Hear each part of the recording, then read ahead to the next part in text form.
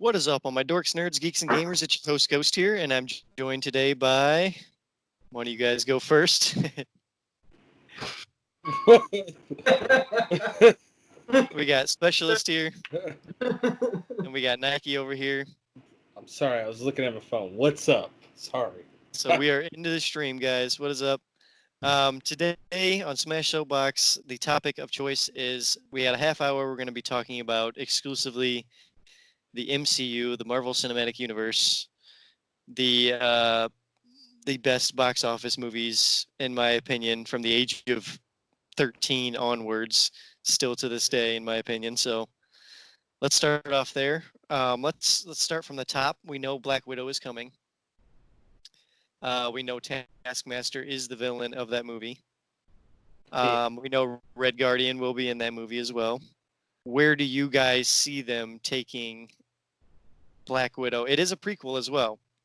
So tell me where you think it fits into the timeline and kind of where you see them taking the Black Widow character or lack of Black Widow character. Maybe it's someone new, such as their sister or whatever character they're setting up there. So I'm going to hand it over to a Nike. Let's see what he has to say. Anything about that? Well, my views on it for Black Widow. I don't think it's going to be a build up and it's going to be a filler. Right. For me, I don't think it's going to be like anything huge. I know some people were speculating like Scrolls or Secret Wars. I don't even think we'll get all that. See, I don't either. Yeah, I think that's down the line. I'm thinking Captain Marvel 2 is going to be that whole Secret Invasion storyline.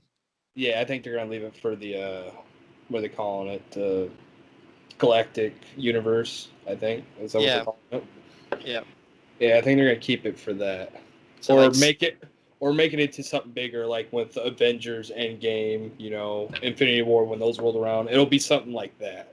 Right. But I think she's just going to be a filler. But I still think it's going to be a badass movie. Oh, yeah, it's going to be good. Do you see Taskmaster returning in any future MCU movies, or is he going to be a one-off villain for this? Because I have a theory, but I'll let you... I wonder what you guys think about Taskmaster. Well, I think with Marvel's track record right now with their villains, like with Red Skull coming in, you did Abomination with the Hulk back in the day. Mm-hmm. And then even with Thor, you did, what was that, Destro or Destroyer? Yes, yeah, from the first one. I mean, and I think that's what they're going to do with Taskmaster and Black Widow, is he's just going to be a smaller, played-down villain. Mm-hmm. I'm still thinking he'll be done right, and it'll be all good. But it'd be like with Ultron. Like, I always loved Ultron as a villain, but they just basically did just one off and done him. That's true. But he can always come back. He can always come back, Ultron. So that's what we've always been speculating is they'll come back, but it's like they don't. So I'm thinking Taskmaster is going to be a one-off and done. In my opinion. Specialist, what are you thinking about this? Do you think this is going to be a recurring villain? Do you think it's going to be a one and done? I think it'll be one and done, like Yancey said, or Nike said, but there is potential. You may come back, and the movie may end up building up to another, like an event kind of movie.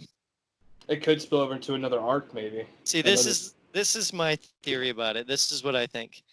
I think that this Black Widow movie is not only going to be a prequel, but we're going to get a little bit of a tease of what's to come in the MCU. And I think that's going to be in the post-credit scene. And I think what it is going to be is I think we are going to see Thunderbolt Ross, the general, who is in The Incredible Hulk, who is in Civil War, who is in Endgame, who's been playing all these strings in the MCU. And now he's going to finally become the Red Hulk. And he's going to create the Thunderbolts. And if you don't know the Thunderbolts, it's a team of villains that pose as heroes that make money saving people for hire. That's what they do. They're a government-owned faction of villains. And on that team, we have Taskmaster, bada boom. We have General Thunderbolt Ross. You have Black Widow's sister, who's a member of the team. I don't remember her name, though. It's, I don't remember. Yelena Belovovich or something like that. Yeah, I'm bringing it up right now. Yeah, but she is she's also a member of Thunderbolts. So if you have General Ross in this movie, And this is the and then you also Abomination, who is already in the Incredible Hulk, and we know is still alive in the MCU. He's locked up in the raft somewhere. Yep. So those 5 characters right there is a great start to a supervillain team that could rival the Avengers. Dude, they got Baron Zemo, so you can tie it in Yeah, for him a too. Cap. Well, Or Falcon and Winter Soldier. I mean, her whole family, like Black Widow's family, I mean, they could be their way of replacing her on the Avengers too. Yeah, that's what I think damn. too. She's gonna start as a Thunderbolt, and then I think she's gonna slowly play that middle card of Avenger and Thunderbolt, and she's gonna do the double cross. Too. I mean, she's been on both sides essentially, so you never know. It could go either way. Hawkeye was a member of Thunderbolts at one Yes, point. he was. The Yep. Barton Hawkeye. Yep. So maybe he could play something. Yeah. Or his daughter. They could always tease maybe his daughter follows in his footsteps, but goes with maybe Ross's views in a later. He went. What is he now? Ronin? Like. Yes, he's Ronin now. Yes, in the MCU, he is Ronin. But after the events of Endgame, we don't know emotionally how he's feeling, so he might be back to Hawkeye. I think he's still a little fucked up. Especially, I think so with Black Widow's death, especially still. It's still on his mind. Gonna keep him as that Ronin. Yeah, he may not be Ronin. He may be Hawkeye, but he's not gonna be the same guy. Right. Doing some shady stuff. So that's Black Widow, guys. Let's lead right into the Eternals, which I literally know nothing about. The only thing I know about the Eternals here is that these are like God level. These are like Celestials. These are the people that made the MCU, like the whole universe of the MCU before anything. They're like the gods of the MCU. Yeah, because I actually just watched Guardians of the Galaxy the other night again, and then when they go to nowhere and that Celestial being head, I think that might play a role in that movie. Yes, they might talk that is about an eternal head. Yes. So I think that could play a part. Yes. And I think that we're going to see in that movie, I think the only big revelation we're going to get there is I think we're going to see a young Thanos.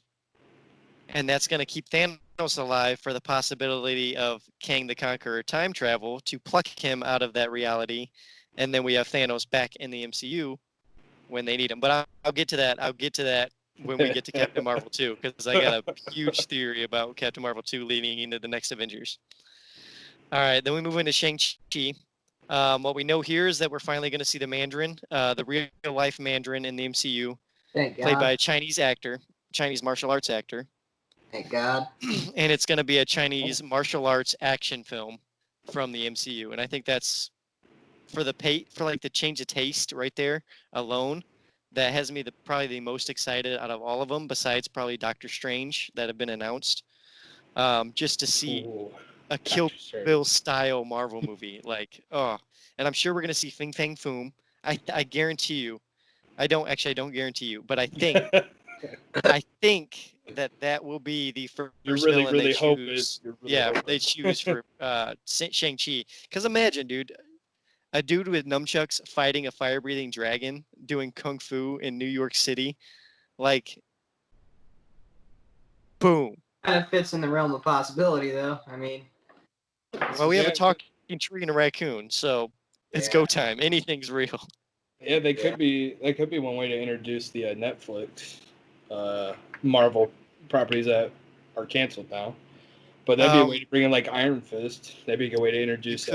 But I really don't think they're gonna. I don't think they will. I just don't see Kevin Feige doing that. Just leaving them alone for right now. Yeah, I think. Or if he does bring him over, he's gonna recast him. I think, because I don't think Kevin Feige is down with bringing other people's work into his playbox. You know what I mean? So Shang-Chi. So we know Mandarin's coming, kung fu style action game movie, whatever. Cool. Moving on, Doctor Strange 2. This has me excited.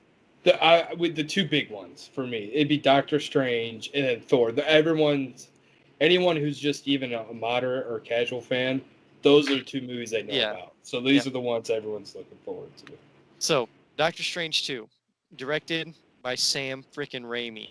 Okay, director of the original Evil Dead, director of the original Spider-Man trilogy. Amazing director is directing this movie. Not only is he directing a Doctor Strange movie, but he wants to make it a horror Doctor Strange movie. On top of that, we've got Wanda, Scarlet Witch, going on the ride with Doctor Strange. We don't know how she plays into the plot, but we do know that her and Doctor Strange are sharing this movie. It is a Doctor Strange, Scarlet Witch movie.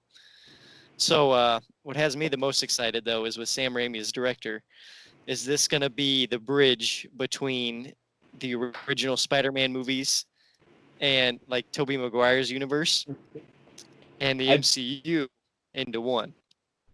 That's the thing, though, man. I did not like the Tobey Maguire Spider-Man movies. Well, you don't have to, because we still got the Tom Holland verse, but this is just a different universe of that.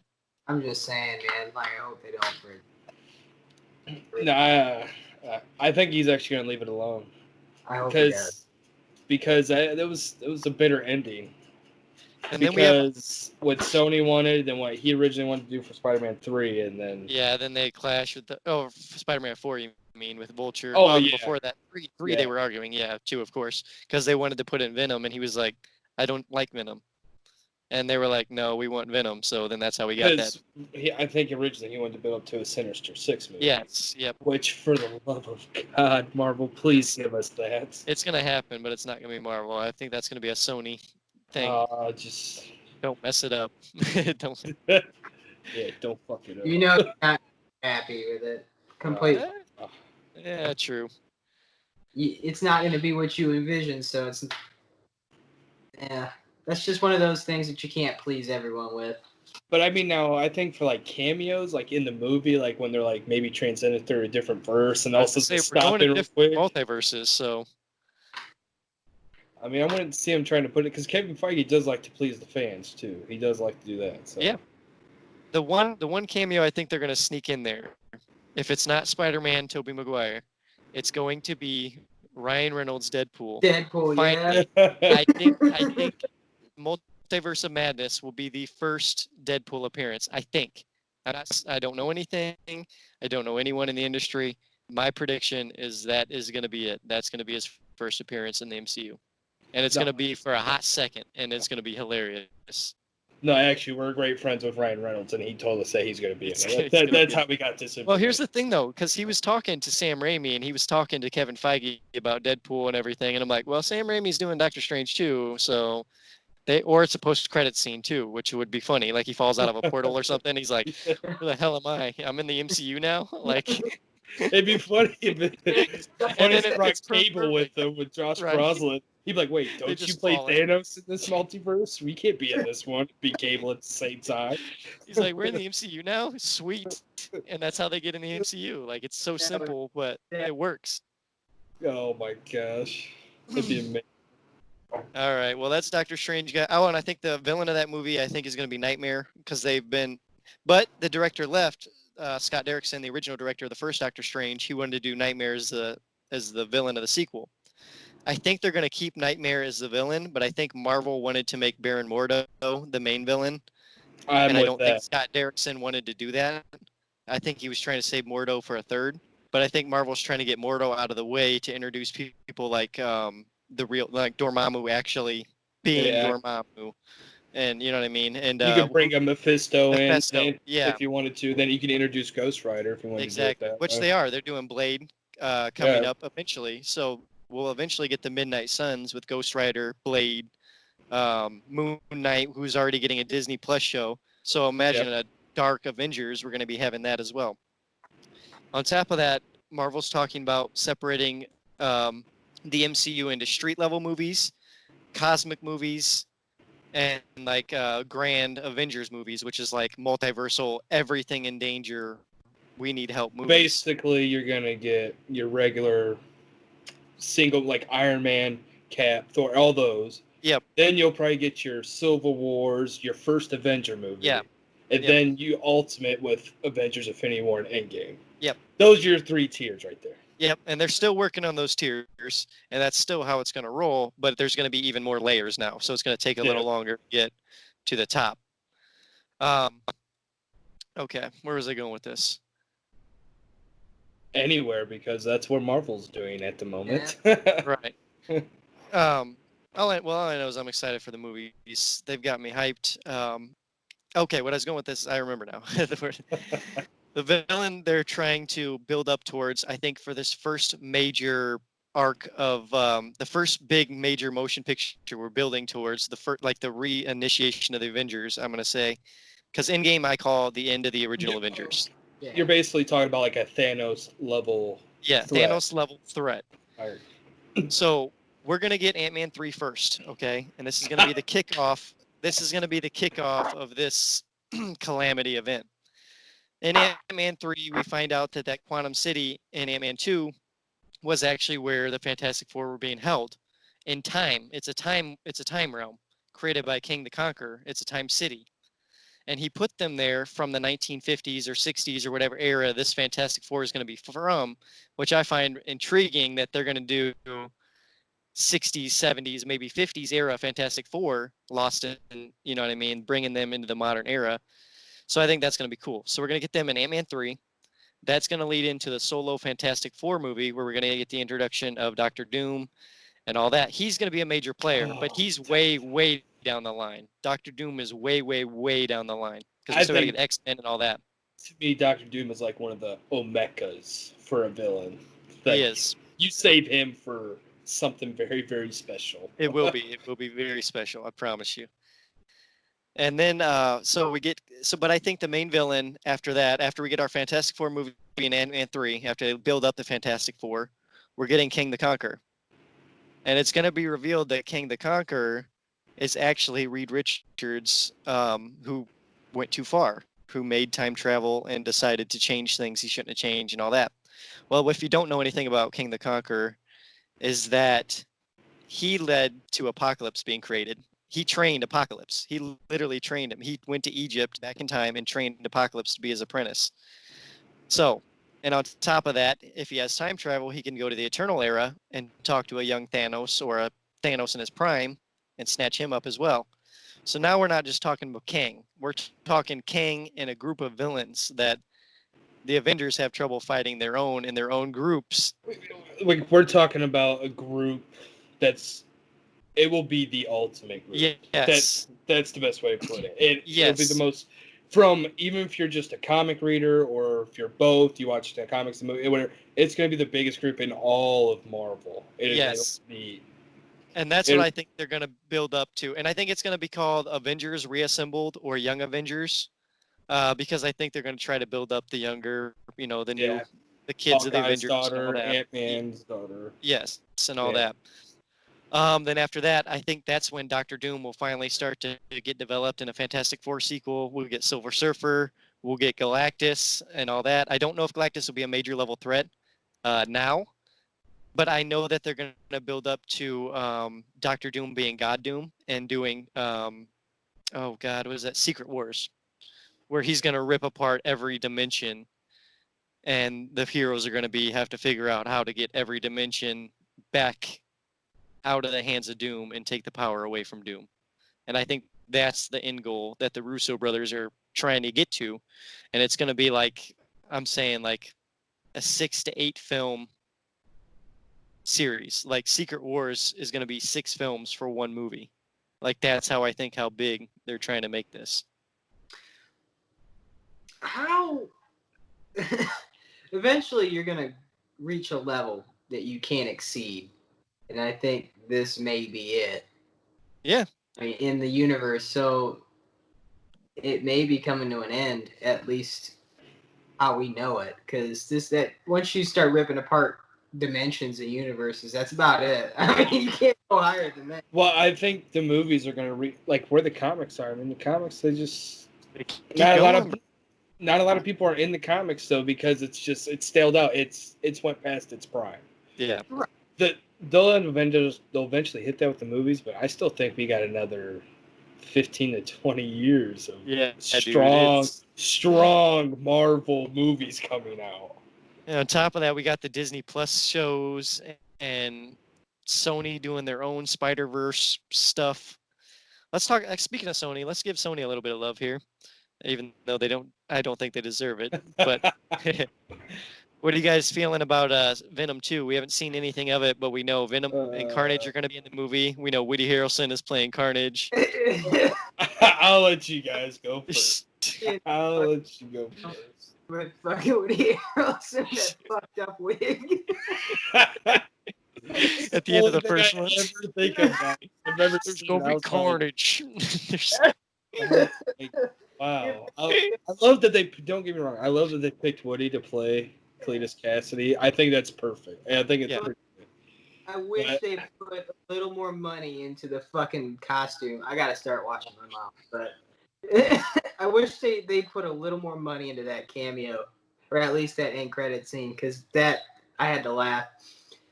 And I mean, the first Venom wasn't bad, and if Tom Hardy wasn't it, Hey, Tom Hardy wasn't. He's about the only person in that movie that could act worth a shit.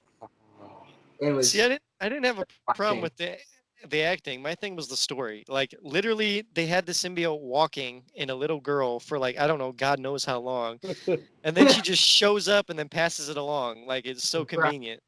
I was like, all right. Now, the way they did it, though, Tom Hardy, and the way they did the Venom symbiote, and the way, like, it looked and it was portrayed, I was like, okay, that's a lot better. But just... Yeah, it was. It's the best version of Venom we've gotten on screen, I think. Like, to me, the whole Venom aspect of it, like the character and the way Tom Hardy was talking to the suit or the symbiote itself during the movie, I thought it was pretty flawless. But just the rest of the story built around it, the characters lacked, the environment, the rest of it was kind of bland. The character development was good. The rest of the movie fell apart. And then once you get an action scene where you're getting chased by drones in a Venom movie, I was like, you could have done anything else. Like, literally anything else. You're Venom. You don't need a scene where you're getting chased by drones and knocking them off with your tendrils. Like, we don't need that. Hey man, Sony's out of money, so. And they made it in a year. So, touche to them for pushing that out in a year, I guess. But they have more time to cook the second one. So that's impressive. They were kind of living off the one act that was. And I'd say you give me a Marvel Studios directed Spider-Man movie, but you could throw Tom Hardy's Venom in it.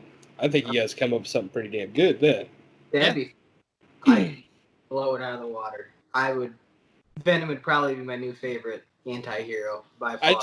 I feel like Tom Hardy and then Tom Holland, they would play off each other so well. Yeah, because I think in real life they'd be really good, but Tom Hardy's just got that just enormous personality on set. Like, because it's not like he's ignorant or overconfident. I mean, he demands respect because he's so good. He's so good. And then Tom Holland, he'll keep it nice and loose. And I think those two would put on a great movie together. They would tell a phenomenal story. But just imagine them in interviews, Tom Holland trying to leak something, Tom Hardy being like, bro, like, what are you doing? They'd play off each other really well, I think. They would. Oh, I think they'd be a perfect, like, yin and yang. It's just... Well, then let's talk Spider-Man 3. Okay? So we know that Spider-Man's identity is outed. Everyone knows he's Peter Parker now. Mysterio's still out. Mysterio is supposedly dead. Nah, he's still out there. Air quotes. Mysterio's alive. I think he's alive. Oh, yeah. Shout out to Jake Gyllenhaal. I like his portrayal of Mysterio. Dude, I thought it was really good. Amazing Mysterio. What villain do you think they're going to go with, and where do you see them taking it next? Who wants to go first? Yes, I don't know. I mean, a lot of the movie's going to be about him freaking out. Like, oh, shit. Yeah. They know. But you know how everybody knew who Iron Man was. It's true, though, following his footsteps, essentially. Unfortunately, he doesn't have all the money, so. That's the big thing, yeah. Yeah, and that's pretty much how this Spider-Man And I'm wondering how that's going to play into Aunt May and Happy Hogan. Like, is he going to be overprotective of her because she needs protection now because everyone knows, you know what I mean? Is he going to be the one keeping her safe, or who's going to be... He may die in the next one. Who knows? He might. I think that might Tony's gone, so Happy has nobody else to hold on for. So besides Spider-Man at this point. So yeah. I don't know. I mean, that could go either way. They didn't, as far as the Spider-Man things go or the Avengers things, he hasn't leaked crap out no, now. he hasn't anymore. He's gotten better at stopping leaking. I think a lot of that was intentional. Oh yeah. No, I don't know. Tom Holland's really bad at leaking Oh stuff. yeah. Oh well, okay. Well, here's the thing for the movie for you. It's just kind of bland, but it says filming is slated to take place in Atlanta, Los Angeles, New York City, but Iceland also. So where do you think that's gonna go then? Because Iceland. Okay, name them again. Sorry, what was It was Iceland? Atlanta. Yeah, Atlanta, Okay, Los I Angeles, Marvel and New York City. LA, New York. But Iceland's that's the odd one out. So what do you? So that could play a big part. Huh. Craven the Hunter, maybe? No, because that would be like a safari area. You would need a safari. No. Yeah, but Iceland it's. I know it's not like frozen tundra. No, it's like green hills and. Because it's up there by like Newfoundland, up there by the northeastern part of Canada. Yeah. So you could get a Craven the Hunter. They could introduce maybe a more like winter survival Craven instead of a jungle safari. Well, they could, and we also know we have to have something with Scorpion because they've teased him. But yeah, because you still got Vulture and then Scorpion because you know. But we also got to remember they play into Morbius somehow as well because we saw Vulture in Morbius, and I have a feeling we're going to see Scorpion in Morbius as well. Oh, and then we also got introduced the Tinker too. Oh, yep, and Shocker and Prowler. Like they've already introduced a lot of characters. So yeah, when we're sitting there going, where are they going to go? They could literally go anywhere with Spider-Man. They want. All we know is that Peter's outed and that he has to run or else everyone's going to come after him. It's basically John Wick 3, but Spider-Man. Well, maybe this is a good way to bring in Fury back in to play a bigger role. Now pick up on like the street versions of the movie. He could be the one that really helps him. He's in charge of Sword now. So because you remember in Captain Marvel, he's in Sword. Yeah. So he's in space. He might be the galactic kind of commander. Because I could see him telling Captain Marvel where to go, Nova where to go, the Guardians, people like that. Guardians, yeah. Well, I don't think Guardians ain't gonna listen to nobody, bro. Guardians gonna do what they want. Well, I think we know absolutely nothing about where this is gonna go, and we probably won't until we get more information to go off of, or at least another preview. Yeah, but it's coming next year. It'll be out next year. So I think we should move on to the next topic. Yeah. Next one, Morbius. All right. Morbius. This one, I'm stoked for. Morbius. Oh my god. Floor's yours, then. Go ahead, because I don't know anything about Morbius. Well, it's probably going to be the darkest Marvel movie ever. It could be. I don't know if it's going to be that dark or not. I don't know. The comics were pretty dark. Yeah. So. Oh, but yeah, he's a vampire. He's gonna be ripping necks and. They were bad. So. Oh, okay. They got some. But we know Jared Leto's pretty big names in there. Yep, that's what I'm looking at. Jared Leto. Rumor has it that there's another doctor in there. You got Tyrese Gibson from the Fast Furious movies. He's in it, so he's a big name. Okay. But you got Jared Harris in there. Yeah, Jared Harris. They're saying maybe playing. Rumor has it. Otto Octavius. That is perfect. That's the rumor, and he doesn't. They say he doesn't reveal it till the very end, where he's the one that's pulling Morbius' strings and gets him infected and all that stuff. Tells him about the blood and the bats and all that. Cures his cancer, and then you find out it was Otto Octavius. Ooh, that gave me chills. That's the rumor going around. That's how that movie ends. Is that you reveal on that, and then that would lead into a Sinister Six Spider-Man film with Otto, Morbius, Venom. And yeah, I would definitely have Jared Harris as the main focus, the leader of that group. Michael Keaton's Vulture would be in there. Scorpion. Everyone we've seen in MCU plus Sony's movies would be in the Sinister Six movie. Yep, because they have Michael Keaton in the Morbius movie. And that's how they would tie it all together. Honestly, like Morbius is a bad. like all the way around. Just But a he's bad- he's also an anti-hero like Venom. So if they do a Sinister Six movie with Venom and Morbius and the team, then they're going to be helping Spider-Man eventually in that movie, which I think would be a pretty cool move. He was never really a bad dude as much as he was just in a bad position and he had to. Do what you have to do to survive. That's it right there. So I mean, it sets up for an interesting character development throughout the series. And Jared Leto is a good actor too. Phenomenal. He just doesn't play a good Joker. No. No, he doesn't. No, I'll give that. Jared Leto's played some good roles, but Joker just wasn't. He could have went either way, but the way they made him. Don't get me wrong. I give him props for trying to go somewhere different, not trying to be a Heath Ledger or Jack Nicholson. He tried to make it his own. It just, it wasn't cut out. Right. Honestly, I had much of a say in what he actually was doing half the time. So, or how he had to present the character. I'm sure the director had a huge part in that. So he kind of got. But it is what it is. I mean, we've got a lot of good Jokers out there, especially the last one. Oh yeah, Joaquin Phoenix. Oh, yeah, he did a great job. I think that's got to be my favorite Joker depiction. I don't know, dude. Heath Ledger, though, still. They had their own universe, I guess.